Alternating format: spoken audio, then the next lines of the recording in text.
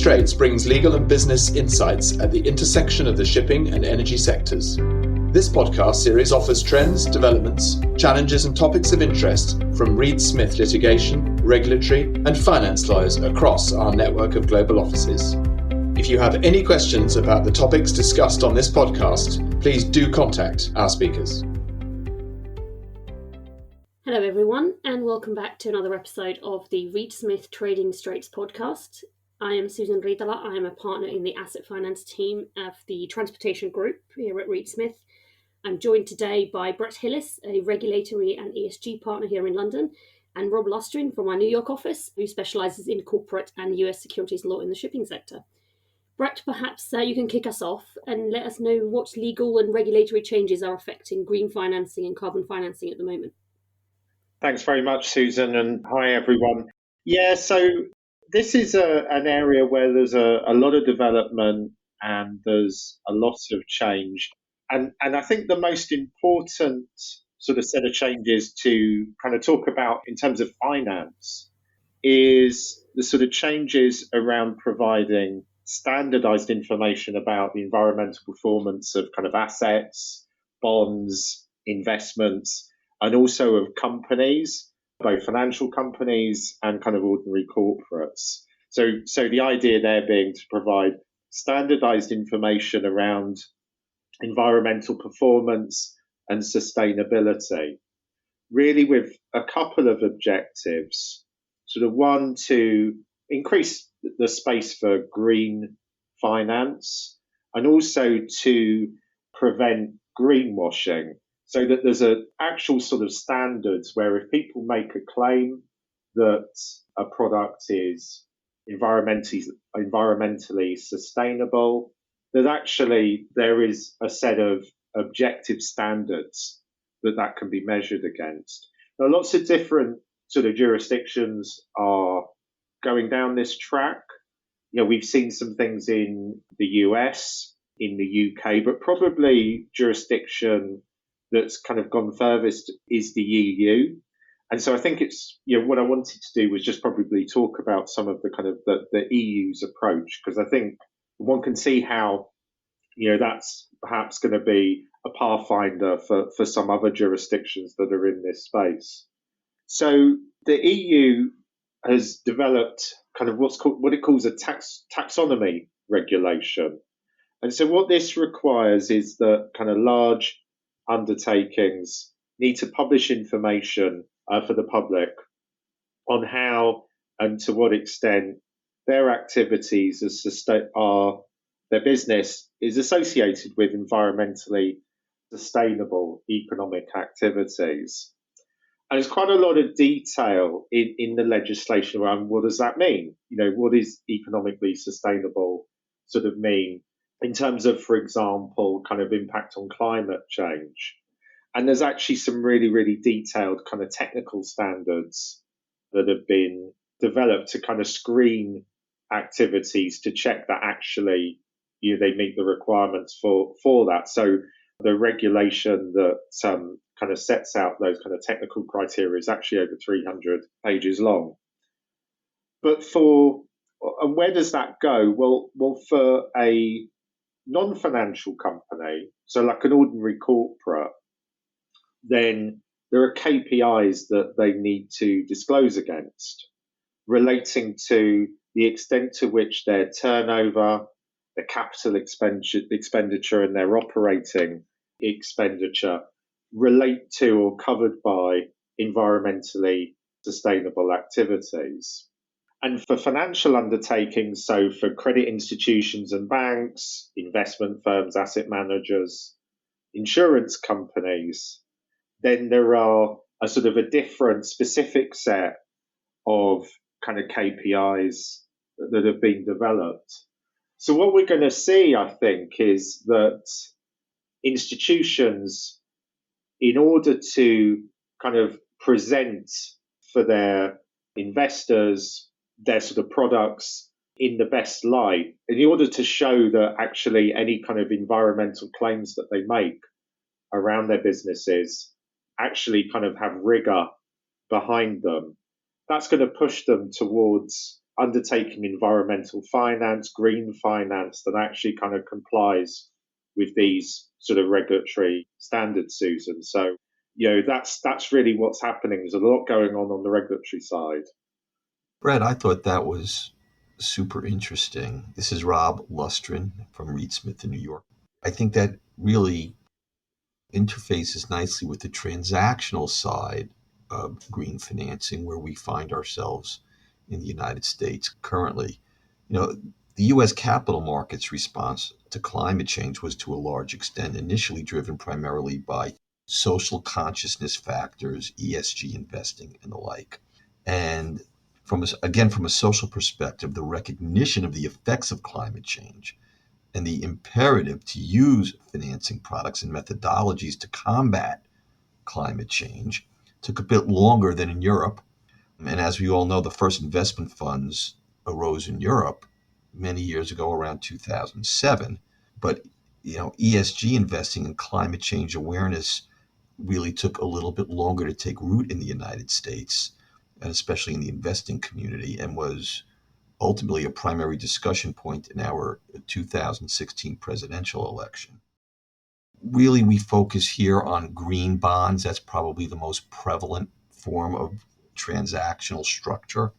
And green bonds are fixed income producing corporate bonds, usually government bonds or agency bonds, that are used to finance environmentally sustainable and other environmentally linked projects. So like any other corporate debt instruments, green bonds can be structured as straight bonds, unsecured bonds, asset-backed bonds, cash flow collateralized bonds from projects, or hard underlying assets, or in the case of government-issued bonds, collateralized in certain instances by tax revenues.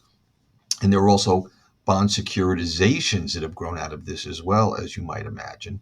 The common principle remains, of course, that the use of proceeds are applied to the environmentally driven projects and uses that kind of check the box for both ESG investors and socially conscious investors.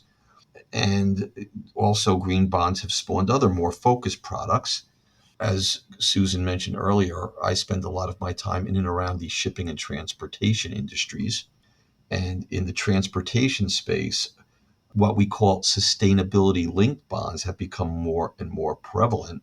As distinguished from a green bond, these instruments are structured with the issuer's achievement of sustainability related targets built into the structure. But unlike the traditional green bond, the use of the proceeds need not be earmarked to any particular project or environmental use. The issuer will contract to achieve stated sustainability performance targets, of course, but the money can be used for general corporate or other purposes. Again, as opposed to what we would typically see in a green bond, where the use of proceeds would be to fund the project itself. Now, you had mentioned KPIs earlier. We use the same type of terminology for sustainability-linked bonds. Sustainability performance targets are set, and typically those targets are measured by, key performance indicators, the KPIs, which are objective and verifiable criteria for determining whether or not the company has met those goals. Separately, apart from the history and what we're doing here in the United States, I know you did hit on regulatory matters. In the United States, in the public markets, at least, the Securities and Exchange Commission, not too long ago, and in a continuing focus on both ESG and climate change disclosures, proposed a rule that would fundamentally change climate change disclosures by U.S. listed companies and other public filers. And, the stars were really kind of aligned, around this with what's going on around the world. And the SEC's proposed rule, very long, about 500 pages, and in its current form, it would require a detailed disclosure around greenhouse gas emissions, often by gas type. So you'd have to, if taken to its logical extension, you have to understand both how your business, both directly and indirectly, is involved in the emission of greenhouse gases and then track them by gas and report on that in your annual reporting. So, I mean, that's just a very, very brief synopsis. Obviously, it's a very comprehensive disclosure rule. But this, again, the regulators are starting to catch up a little bit with what's been going on, both in the transactional side and what investors are focusing on in terms of both ESG and, again, socially conscious investing. Thanks, Rob. And that's in reality very much in line with what we're seeing in sort of debt finance markets as well. Obviously, for the last couple of years now, we've been talking a lot about the Poseidon Principles, and there have been a few recent developments. So I guess just for background context, the Poseidon Principles is basically a set of voluntary principles that ship finance lenders can sign up to. They are aimed at aligning portfolios to sustainability targets, and the signatories basically agreed to ensure that higher percentages of their portfolios in shipping relate to greener vessels, sustainability projects, and things like that. And they're required to regularly report to the Poseidon Principles Committee the composition of their portfolios and to what extent they are aligned with the principles.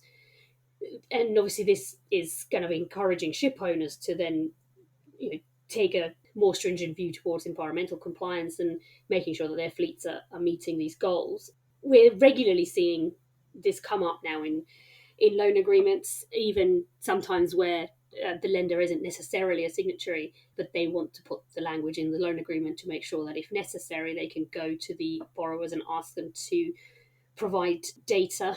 Fuel consumption data, for example, is a key one. And the lenders will take the data from their borrowers and report it to the Poseidon Principles Committee on an annual basis.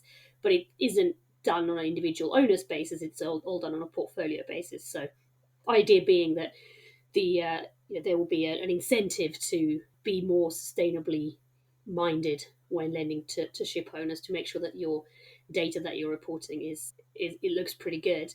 And I mean, at the moment, about 60% of the world's ship finance is given by signatories to the principles, includes most of the major ship finance banks. So it's a pretty significant endeavour. But as you mentioned, both Brent and Rob, about the regulators, the Poseidon Principles obviously is a voluntary thing, but they have really sort of tried to align themselves with very ambitious targets when it comes to environmental compliance. And in the last couple of months, the Poseidon Principles Committee has actually said that they will start benchmarking portfolios against more ambitious criteria than what is currently the case. And the International Maritime Organization has a goal of 50% reduction of greenhouse gases by 2050, which Poseidon Principles is aligned with. But the committee has now said that they will actually start aligning portfolios to net zero carbon emissions by 2050, as well as the goal of maximum temperature rise of 1.5 degrees above pre-industrial levels by 2100. At the moment, IMO is not targeting that yet. They may change, and we don't know exactly how the Poseidon Principles are going to change, other than probably expand the scope of emissions that they would look for owners and financiers to limit. But there's definitely some interesting developments coming up here, and I suspect that we will be seeing a bit more aggressive targets coming out over the next couple of years. Yeah, that's pretty interesting, Susan. And I think for our listeners that aren't in the transportation industry, in the shipping industry, that's good background. The International Maritime Organization, the IMO, has also designed a measure called EEXI, or Energy Efficiency Existing Ship Index. And what that does is that basically measures, based upon the type of ship, the type of emissions that it produces, to determine how it is doing in reducing its carbon emissions. And that's kind of I think somewhat of an open question as to how that's all going to filter through and how that will come into alignment with the Poseidon Principles as well. So it seems like the EEXI measure that the IMO really has introduced is now being obviously accepted as more of an industry standard the various agencies are adopting that as well. And, the ship classification societies are, I suppose, going to be the ultimate arbiters of how it's implemented and to police that on a ship-by-ship basis. And Susan, Rob, just a slightly broader point, really. So sort of talking about the Poseidon principles, kind of brings to mind that generally guidance from trade bodies, industry bodies, and the like, and since the kind of soft law is actually really, really kind of important in this area. No matter the SEC's draft rule is 500 pages or the EU's kind of screening criteria are 350 pages, because this is sort of covering, all of the activities of companies and all sorts of different kinds of investments. You could write laws of thousands of pages and you'll never hit all of the details. So you're seeing kind of trade bodies, in a sense, having to kind of think about how the activities where they are involved in are impacted by that. So one of the things I've been working on kind of recently sort of relates to derivatives and kind of how, derivatives should be treated under some of these kind of frameworks.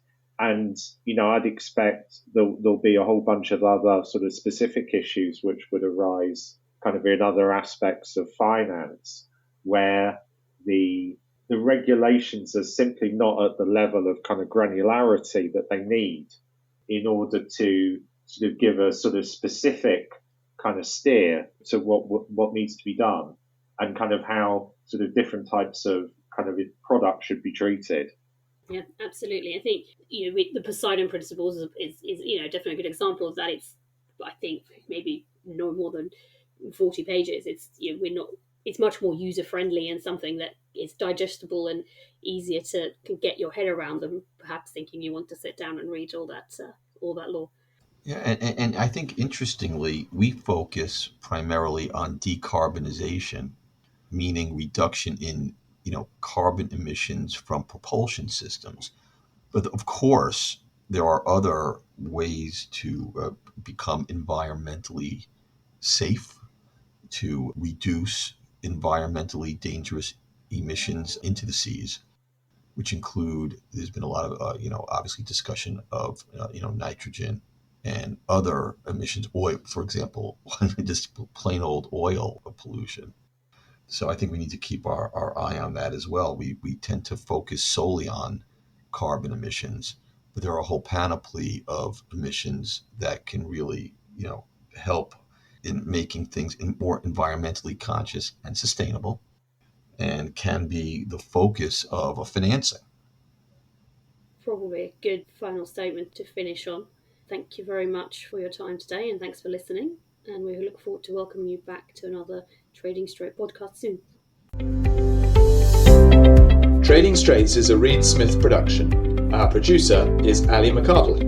For more information about Reed Smith's energy and natural resources or transportation practices, please email tradingstraits@reedsmith.com. You can find our podcast on Spotify, Apple, Google, Stitcher, and reedsmith.com, and our social media accounts at Reed Smith LLP on LinkedIn, Facebook, and Twitter.